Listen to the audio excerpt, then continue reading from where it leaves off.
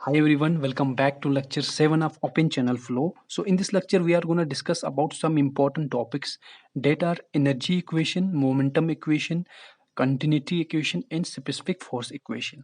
तो सबसे पहले स्टार्ट करते हैं एनर्जी इक्वेशन की बात करेंगे. So energy equation in open channel flow की बात करेंगे. सबसे पहले इस फिगर को हम समझते हैं ये फिगर क्या चीज़ है. ठीक है, ये मेरा चैनल का बेड है. सपोज किसी भी चैनल पे आप मान के चलिए मेरे किसी भी चैनल पे फ्लो हो रहा है, चाहे वो ट्रेपेजोइडल हो, रेक्टेंगुलर हो, कोई भी चैनल हमने ले लिया, उस चैनल में फ्लो हो रहा है. और ये चैनल का बॉटम है, बॉटम से लेके जो वाटर का सरफेस है इसको डेप्थ ऑफ फ्लो कहेंगे. ठीक है, मतलब टॉप ऑफ वाटर सरफेस से लेके चैनल तक तक के डेप्थ को हम डेप्थ ऑफ फ्लो कहेंगे. ठीक है, ये पानी का लेवल यहाँ तक है. और डेटम से जो बेड है उसकी कुछ हाइट है. ठीक है, उस हाइट को हमने सेक्शन 1 पे हमने Z1 नाम दे दिया. ठीक है, और सेक्शन 2 पे Z2 नाम दे दिया. ठीक है, चैनल थोड़ा स्लोप के फॉर्म में है, स्लोप फॉर्म में है, सो डेट फ्लूइड यहाँ पे फ्लो हो जाएगा. हॉरिजॉन्टल अगर हम चैनल लेंगे पानी का फ्लो नहीं होगा. So to understand this concept equation energy, हमने क्या ले लिया, एक स्लोप चैनल ले लिया. अब यहाँ पे देखो, यहाँ पे ये जो लाइन है ये टोटल एनर्जी लाइन रिप्रेजेंट करता है. मीन्स यहाँ पे अगर हम देखेंगे डेटम से, डेटम क्या है, रेफरेंस जहाँ से हम सारी एनर्जी मेजर करेंगे. एक वीडियो में हमने आपको एनर्जी का कंसेप्ट बोला था कि हमारे फ्लूइड में 3 तरह की एनर्जी होती है. एक kinetic energy, potential energy and pressure energy. जो पोटेंशियल एनर्जी होती है वो डेटम के कारण आ जाती है, क्योंकि मेरा जो चैनल का बेड जो है वो डेटम से कुछ हाइट ऊपर है. तो पानी में जो भी चैनल में पानी होगा वो कुछ एलिवेशन पे है. एलिवेशन पे होने की वजह से इसमें mgh होगा जिसको हम पोटेंशियल एनर्जी बोलते हैं. दूसरी बात, यहाँ पे ये जो डेप्थ y है तो इसके कारण क्या होगा, मतलब यहाँ पे फ्लूइड की जो है कुछ हाइट है, मतलब चैनल से ऊपर कुछ पानी फ्लो कर रहा है. तो इसमें क्या होगा, प्रेशर एनर्जी आएगा. और यहाँ पे ये जो पानी फ्लो कर रहा है तो इसमें कुछ वेलोसिटी के कारण काइनेटिक एनर्जी जनरेट होगी. पानी के पास पोटेंशियल एनर्जी है, उस पोटेंशियल एनर्जी को पानी जब मूव करेगा, पोटेंशियल एनर्जी को पानी कन्वर्ट करेगा काइनेटिक एनर्जी में.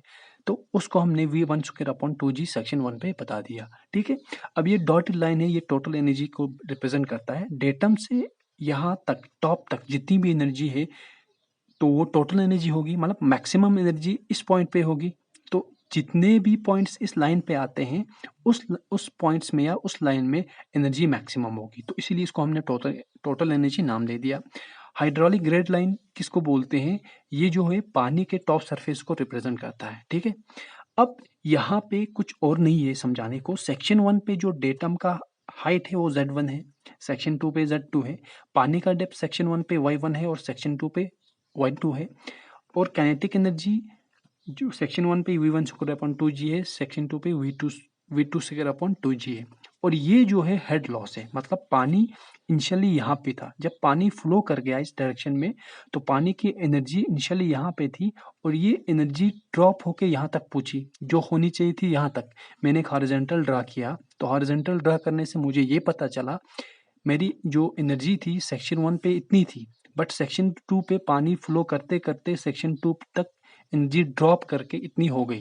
तो इसी को हम बोलते हैं एनर्जी लॉस या हेड लॉस. ठीक है, अब एनर्जी इक्वेशन में हम क्या करते हैं, देखो, according to energy equation the difference between 2 points, sorry, the difference between the total energy between two section is equal to loss of energy between two points. ठीक है, ये बात आपको मैं अभी समझाऊंगा. ठीक है, देखो एक पेज लेके इस बात को समझते हैं. क्या कहा मैंने आपको पहले ही बोला कि टोटल एनर्जी को हम H से डिनोट करते हैं, जिसको हम हेड एनर्जी हेड बोलते हैं. ठीक है, ठीक है, या टोटल हेड बोलते हैं. टोटल हेड होता है sum of datum head plus pressure head plus kinetic energy head, V square upon 2G. Loosely अगर हम इसको बोलें तो लूजली इसको हम टोटल एनर्जी भी बोलते हैं, जो क्या है, ये टोटल हेड है. टोटल हेड क्या होता है, टोटल हेड होता है total energy per unit weight of fluid. तो टोटल हेड होता है total energy per unit weight of fluid. तो loosely we can say total head is total energy. So total head की जो इक्वेशन है वो मेरी टोटल एनर्जी की इक्वेशन बन गई. ठीक है, इतनी बात क्लियर है. अब यहाँ पे डेटम हेड है, डेटम हेड Z कैसे आया, प्रेशर हेड P कैसे आया, सॉरी ये P अपॉन गामा है यहाँ पे. ठीक है, या आप इस तरह लिखें z plus y plus v square upon 2g, या आप लिख सकते हैं z plus p upon gamma plus v square upon 2g। ये प्रेशर, ये क्या है, pressure energy per unit weight of fluid है। ये डेटम ये पोटेंशियल एनर्जी ही mgh के बराबर होता है। और ये कहीं से आया, ये मैंने प्रूव किया है एक वीडियो में, जिसकी लिंक मैं डिस्क्रिप्शन में प्रोवाइड कर दूंगा, वहां से देख लेना। टोटल एनर्जी का कॉन्सेप्ट भी समझाया है, हाइड्रोलिक ग्रेड लाइन का भी कॉन्सेप्ट समझाया है, और ये चीज भी डिराइव करके समझाया है, ठीक है। अब यहाँ पे टोटल हेड होता है energy per unit weight of fluid, इसी को हमने लूजली क्या बोला, लूजली हमने इसको बोला टोटल एनर्जी की इक्वेशन है। अब total energy at any section क्या होगा, it will be z plus y plus v upon v square upon 2g। तो total energy equation at any section is z plus y plus v square upon 2g। Now total energy at section 1 क्या होगी, z1 plus y1 plus v1 square upon 2g। इतनी बात clear है। और section 2 के लिए total energy की equation होगी z2 plus y2 plus v2 square upon 2g। इतनी बात क्लियर है। अब यहाँ पे क्या हुआ, सेक्शन 2 पे देखो टोटल एनर्जी होनी चाहिए थी इतनी, बट लॉस के कारण एनर्जी गिर गई, ठीक है। तो इस पे अगर हम डेटम से टॉप तक देखेंगे तो ये पूरा का पूरा हमें ऐड करना है टोटल एनर्जी के लिए। तो यहाँ पे एक चीज हमें ऐड होता है, यहाँ पे HL, जिसको हम बोलते हैं हेड लॉस, ठीक है।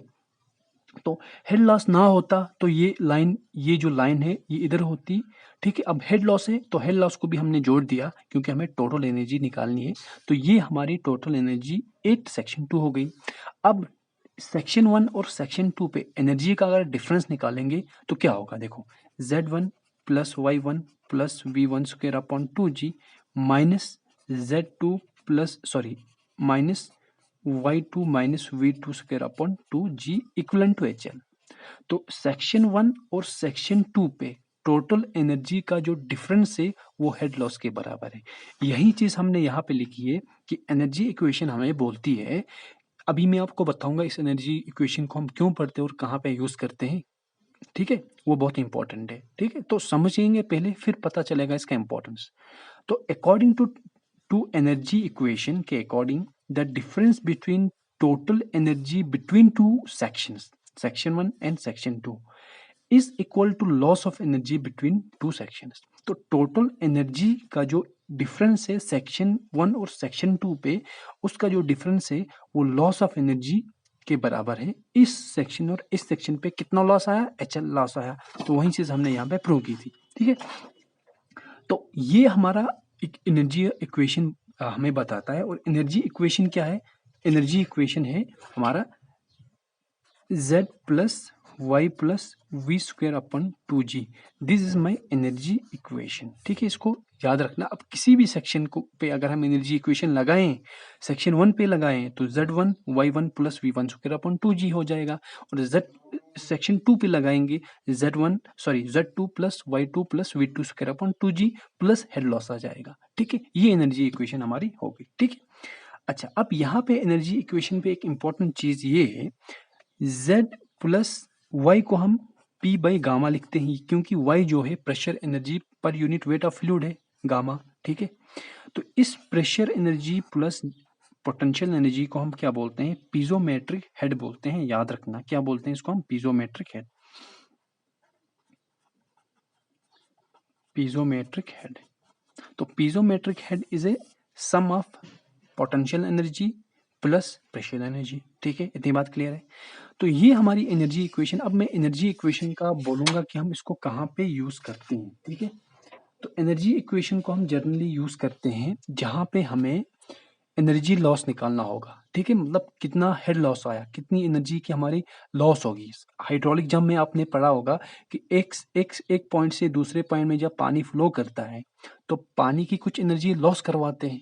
क्योंकि देखो अगर पानी यहाँ फ्लो कर रहा है, देखो अगर पानी का यहाँ से फ्लो हो रहा है, किसी टॉप से पानी का फ्लो हो रहा है, तो नीचे किसी बेड पे जब पानी गिरेगा तो ये पानी इस बेड को नुकसान कराएगा, ठीक है। इसलिए हम एनर्जी को लॉस कराते हैं, ठीक है। जब एनर्जी लॉस होगी, पानी यहाँ पे जोर से नहीं पड़ेगा। ठीक है, ठीक है। एनर्जी के लॉस करने के तरीके हैं। तो अब इधर यहाँ पे कितना एनर्जी का लॉस हो गया, इस सेक्शन से इस सेक्शन पे एनर्जी का कितना लॉस हो गया, वो लॉस हम किससे निकालते हैं, एनर्जी इक्वेशन को लगा के। जैसे हमने इस सेक्शन और इस सेक्शन पे एनर्जी इक्वेशन लगाया और हमें एच एल निकल गया। ठीक है, कहीं से निकल गया, Z1 plus Y1 plus V1 square upon 2G minus Z2 minus Y2, जो मैंने यहाँ पे लिखा था, मैं एक बार आपको दिखाऊंगा। ठीक है, ये चीज, ठीक है, ये चीज है मेरी एनर्जी इक्वेशन को लगा के मैंने हेड लॉस निकाल दिया किसी भी दो चैनल के दो सेक्शन के बीच में। ठीक है, तो ये था, it was all about energy equation. Now we will move ahead and discuss second equation, there is momentum equation in open channel flow. अब मोमेंटम से सेकंड लॉ ऑफ न्यूटन याद आएगा। According to second law of Newton, the rate of change of momentum, देखो इस statement को समझ के चलना, rate of change of momentum is equal to resultant of all the external forces acting on the body।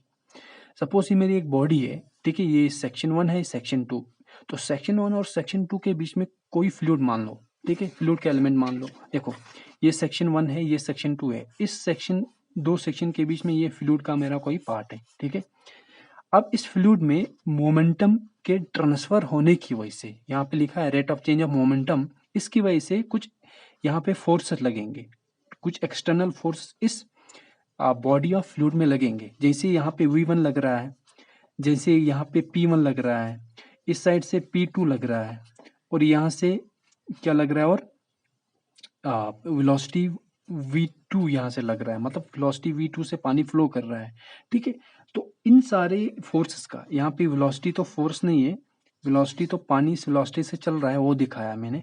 ठीक है, यहाँ पे एक प्रेशर फोर्स लग रहा है, इस साइड से दूसरा फोर्स लग रहा है, यहाँ पे क्या लगेगा, फ्रिक्शनल फोर्स लगेगा, और यहाँ पे जो horizontal component of weight W sine theta इस डायरेक्शन में एक्ट होगा। तो ये जितने भी फोर्सेस है 1 2 3 4, ये नेट फोर्सेस हैं क्या, इस बॉडी पे। ठीक है, बट यहाँ पे हम बात कर रहे थे एक्सटर्नल फोर्स की, तो एक्सटर्नल फोर्स यहाँ पे P1 और P2 है।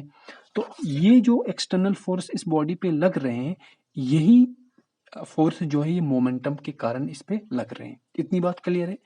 तो ये हमने यहाँ पे आपको बता दिया। अब इस चैनल से क्या समझेंगे आप, इस चैनल से आप ये समझो, सपोज इस चैनल का कुछ स्लोप बन रहा है हॉरिजॉन्टल के साथ। ठीक है, इसको हमने नाम दे दिया थीटा। ठीक है, बेड स्लोप। अब ये मेरा चैनल है। ठीक है, अब चैनल पे दो सेक्शन है, सेक्शन 1 और सेक्शन 2। सेक्शन 1 पे पानी का डेप्थ Y1, सेक्शन 2 पे Y2। सेक्शन 1 पे पानी V1 से फ्लो कर रहा है और सेक्शन 2 पे V2 से फ्लो करेगा, और यहाँ पे प्रेशर इस डायरेक्शन में लग रहा है सेक्शन 1 पे, और सेक्शन 2 पे for the time being P2 इस डायरेक्शन में लग रहा है। इतनी बात क्लियर है?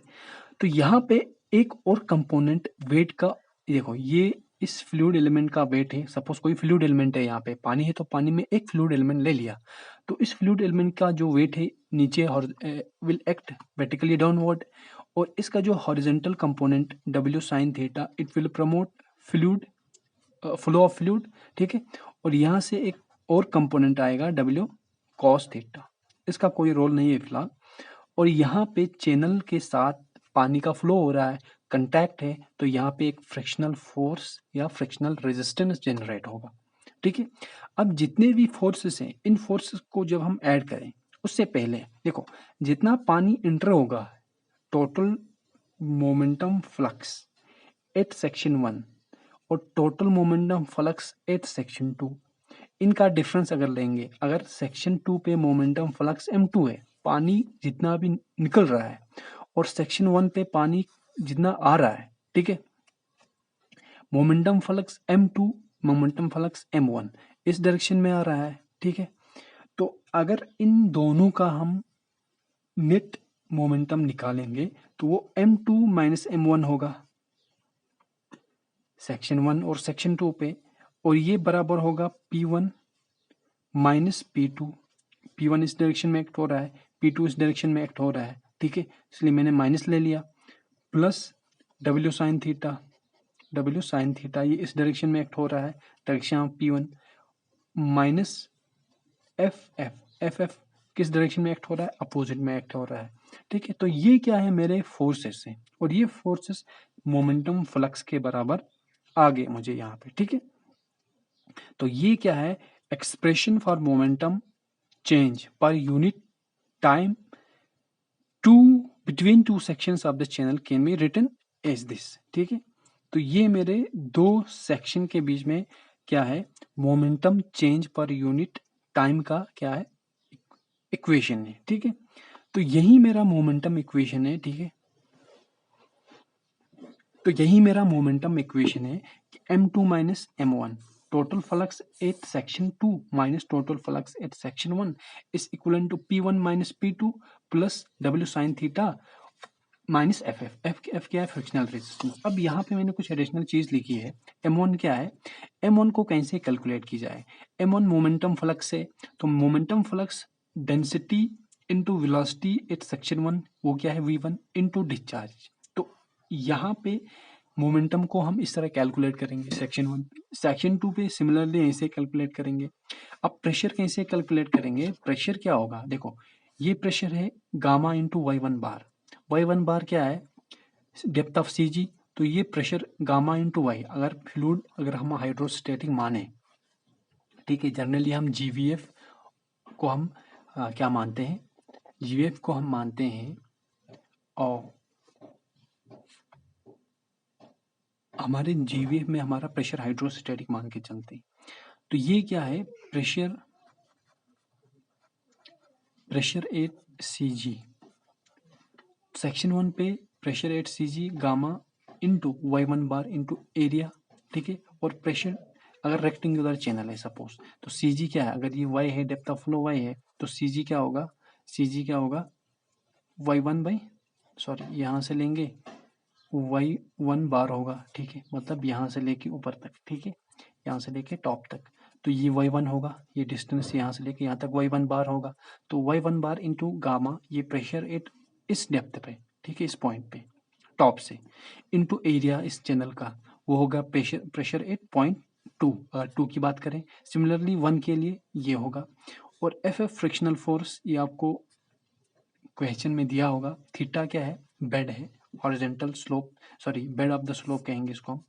अब यहाँ पे मोमेंटम इक्वेशन का बहुत इंपॉर्टेंस है, इस इक्वेशन को हम यूज करते हैं to calculate external forces on object. Suppose मेरा एक स्लूज गेट है, इस स्लूज गेट में पानी का फ्लो हो रहा है पीछे से, तो पानी के फ्लो की वजह से इस स्लूज में गेट में कुछ फोर्स लग रहा है फ्लूइड की वजह से, तो ये फोर्स कितना लग रहा है वो हम निकालेंगे यूजिंग मोमेंटम इक्वेशन। ठीक है, तो it was all about momentum equation. ये चीज़ें यहाँ पे फिल्टर करके लाई है मैंने, टू द पॉइंट चीज़ें हैं, ज़्यादा एक्स्ट्रा चीज़ें अननेसेसरी स्टफ मैंने एक्यूमुलेट नहीं किया है नोट्स में। ठीक है, तो बस टू द पॉइंट है, आपको ये समझ के चलना है, इससे ज़्यादा, इससे मिनिमम और कुछ नहीं है बस। ठीक है, यही मिनिमम चीज़ है। ठीक है, अब यहाँ पे बात करेंगे स्पेसिफिक फोर्स की। Specific force is sum of pressure force, पहली बात, P, and momentum flux per unit weight of the fluid at any section. मतलब specific force is sum of pressure force P plus momentum flux M divide by unit weight of fluid, तो इस form में लिखेंगे। ठीक है, P plus M divide by gamma, ये बराबर हो रहा है स्पेसिफिक फोर्स। अगर हम बात करें हॉरिजॉन्टल एंड फ्रिक्शनलेस चैनल की, तो उसके लिए साइन डब्ल्यू साइन थीटा 0 होगा, एफ एफ 0 होगा। तो उस सिचुएशन में सेक्शन 1 पे क्या होगा, एफ सेक्शन 1 पे P1 plus M1 divide by gamma 1 होगा, गामा होगा, फ्लूइड का जो यूनिट वेट तो सेम रहेगा, इसलिए ये गामा है, यहाँ पे भी गामा है, सेक्शन 2 पे P2 plus M2 divide by gamma. तो ये क्या होगा, ये कांस्टेंट होगा। अगर मेरा चैनल हॉरिजॉन्टल एंड फ्रिक्शनलेस है, तो हर इसमें along the length of channel specific force constant होगा।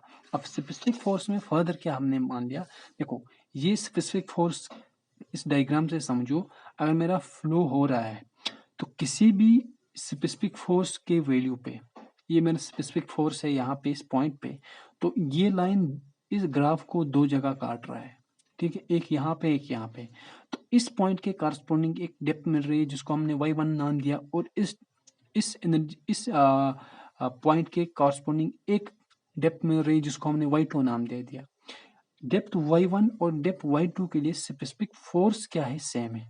तो ये कह सकते हैं for same specific force there are two depths y1 and y2 जिनको हम कॉन्जुगेट डेप्थ्स बोलते हैं। ठीक है, यहाँ पे मैंने लिखा है, पहले ये पढ़ते हैं। Specific force for a given discharge is minimum when flow is critical.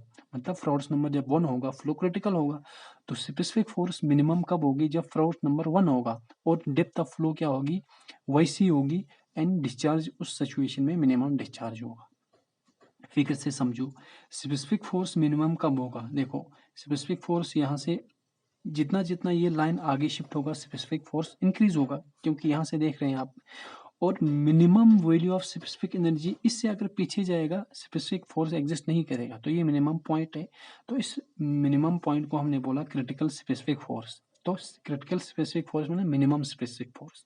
इस स्पेसिफिक फोर्स के कॉरस्पॉन्डिंग एक ही डेप्थ हमारे पास अवेलेबल है, जिसको हमने वाई क्रिटिकल नाम दे दिया। Y critical means critical depth of flow, और क्रिटिकल डेप्थ ऑफ फ्लो के कॉरस्पॉन्डिंग हमारे पास जो फोर्स नंबर आता है वो बराबर आएगा 1 के। और यहाँ पे जो डिस्चार्ज होगा वो मिनिमम डिस्चार्ज होगा, और स्पेसिफिक एनर्जी भी क्या होगी? मिनिमम होगी। डिस्चार्ज मिनिमम नहीं होगा, discharge will be something but energy specific force, I am sorry, specific force at depth for that discharge is minimum specific force.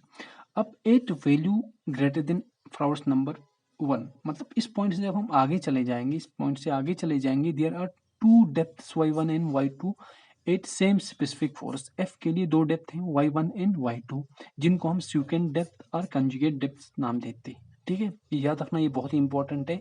एक होता है अल्टरनेट डेप्थ जिसकी हम बात करेंगे, वो स्पेसिफिक एनर्जी में हम उसको देख लेते हैं। ठीक है, तो ये था अबाउट क्या स्पेसिफिक फोर्स के। आपने स्पेसिफिक फोर्स भी समझा। अब यहाँ पे एक चीज हमारा बचता है, वो है कंटिन्यूटी इक्वेशन। ठीक है, continuity equation in open channel flow. देखो कंटिन्यूटी इक्वेशन क्या होती है कि मेरा फ्लो में जो डिस्चार्ज होगा, अगर कोई सेक्शन है, सपोज ये मेरा एक चैनल है, पानी का फ्लो कर रहा है, तो सेक्शन 1 और सेक्शन 2 पे ये जो डिस्चार्ज है ये सेम होगा, Q equal to A1 V1। Q क्या होता है? A into V, area into velocity. So Q equal to A1 V1, section 1 पे A1 V1, और ये बराबर होगा सेक्शन 2 के डिस्चार्ज के बराबर A2 V2। यही कंटिन्यूटी इक्वेशन है, इसमें ज्यादा कुछ नहीं है बस। ठीक है, तो कंटिन्यूटी इक्वेशन यही कह रहा है V1 A1 equal to V2 A2 for two sections. ठीक है, सेक्शन 1 और सेक्शन 2 पे ये हमारा वैल्यू होगा। ठीक है, तो ये था about continuity equation. So I hope आपको ये चारों इक्वेशन समझ आया होगा। कंटिन्यूटी इक्वेशन, मोमेंटम इक्वेशन पढ़ा, specific force equation and energy equation. तो अगर आपको ये चारों इक्वेशन समझ आए तो इसको अच्छे से रिवाइज कर लेना, बहुत ही इंपॉर्टेंट है। नेक्स्ट वीडियो में हम स्पेसिफिक एनर्जी की बात करेंगे। Till then you take care.